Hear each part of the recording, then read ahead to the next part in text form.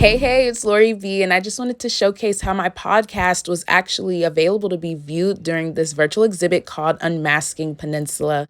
Thank you so much, Dr. Gregory, my professor at the Hampton University, for allowing me this opportunity to showcase some of my work.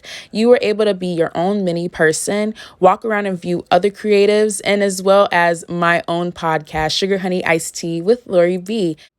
This particular episode was what young Black Americans feel about the American flag, and I was able to reach out to so many young individuals like me as a junior, not a freshman as it says in the description that you guys will see, but it was super cool to get that opportunity because we were in a pandemic, but this felt so real and it was super cool.